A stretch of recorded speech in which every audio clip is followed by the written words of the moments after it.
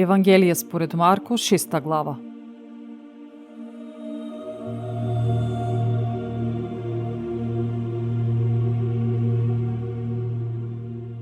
Па излезе оттаму и дојде во својот крај, а по него оде учениците негови. И кога дојде сабота, тој почна да поучува во синагогата и мнозина што слушаа се чудеа и говореа: Од каде нему ова?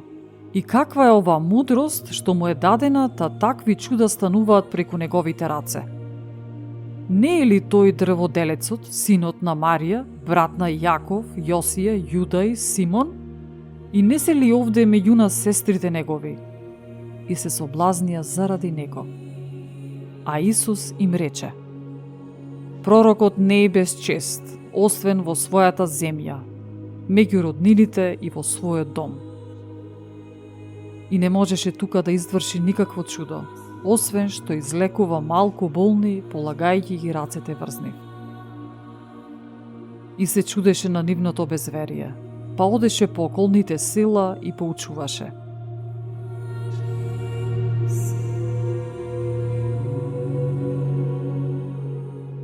И ги повика 12 мината и почна да ги праќа по двајца, и им даде власт над нечистите духови. Па им заповеда да не земаат ништо за попат, освен по еден стап, ниту торба, ниту леп, ниту пари во појасот, но да се обујани во сандали и да не се облекуваат по 2 облеки. И им рече: Ако влезете негде во куќа, останете во неа, се додека не си отидете оттаму. А ако негде не ве примат, ниту ве послушаат, излегувајќи оттаму, истресете го правот од нозете своји ним за сведоштво. Вистина ви велам, полесно ќе им биде на Содом и Гомор во судниот ден, отколку на тој град.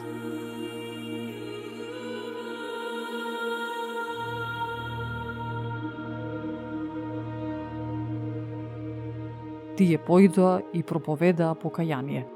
Изгонуваа многу демони и многумина болни помазаа со масло и лекуваа. И цар Ирод слушна за Исус, зашто името негово беше прочуено, па рече: Јован Крстител воскреснал од мртвите и затоа стануваат чуда преку него. Едни велеа: Илија, а други: пророк е, или како еден од пророците. А Ирод, штом чу, рече: Тоа е Јован, на кого јас му ја отсеков главата, тој воскреснал од мртвите.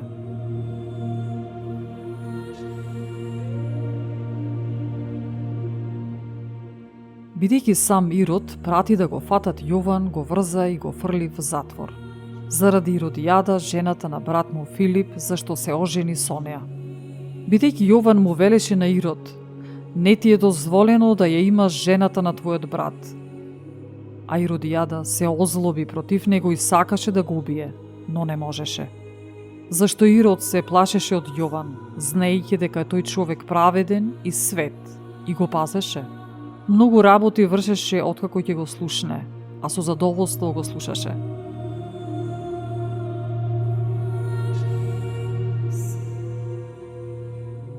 И настана погоден ден кога Ирод по повод својот роден ден им приготви вечера на своите кнезови, војводи, старешини галилејски. И влезе ќерката на Иродијада, играше и му угоди на гостите и на Ирод.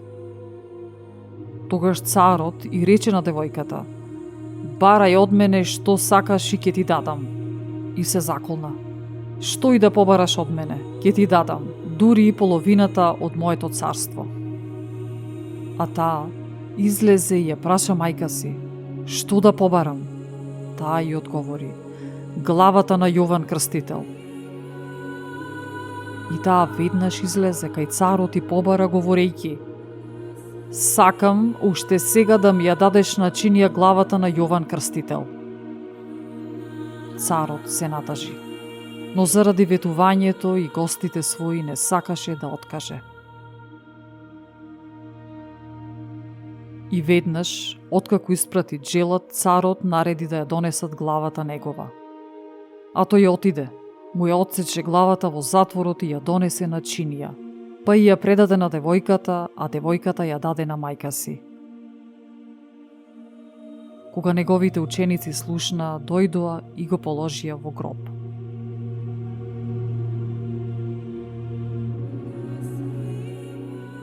И се собраа апостолите кај Исус, па го известија за се што направиле и поучувале. А тој им рече: дојдете и вие во осамено место и одморете се малку, зашто мнозина доаѓаа и си одеа, така што нема кога ни да јадат. И отидоа со кораб сами во осамено место. И ги виде народот кога си одеа и го познаа мнозина, па пеш од сите градови тргнаа таму и ги испреварија и се собраа околу него.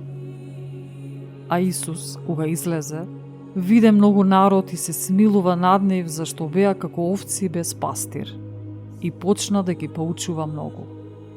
И бидејќи веќе времето поизмина, учениците негови пристапија кон него и рекоа: пусто е местово, а и доцна е.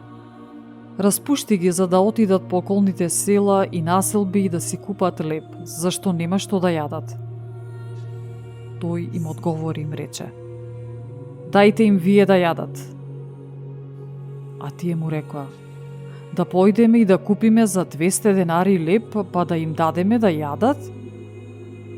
Потоа тој ги праша: колку лебови имате? Отидете и видете. И кога видоа, рекоа: 5 леба и 2 риби. Тогаш Исус им рече на сите да поседнат по групи по зелената трева. И поседнаа во групи по 100 и по 50. Тој ги зеде 5 леба и 2 риби. Па погледна кон небото, ги благослови лебовите и ги прекрши. Им ги даде на учениците, за да им ги стават пред нив, исто така им ги раздели и 2 риби на сите. И јадеа сите и се наситија. И собраа парчиња од лебот и од рибите полни 12 кошеви. А оние што јадеа од лебовите беа околу 5000 маши.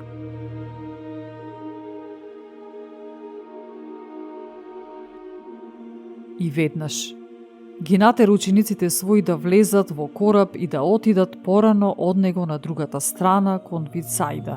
Дури тој не го распушти народот.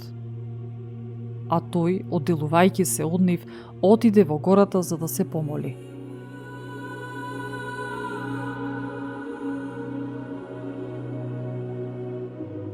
Приквечер коработ беше сред морето, а тој сам на копното. И ги виде како се мачат при пловењето, зашто ветрот им беше спротивен. А околу 4-та ноќ на стража се приближи до нив и одејќи по морето сакаше само да помине покрај нив. А тие пак, кога го видоа како оди по морето, помислија дека е привидение и почнаа да викаат, зашто сите го видоа и се уплашија. Тој веднаш почна да говори со нив и им рече: не плашете се, јас сум, не плашете се. И влезе кај нив во коработ и ветрот стигна. А тие беа силно запрепастени во себе и зачудени. Зашто не го сватија чудото со лебовите, бидејќи срцето им беше скаменето.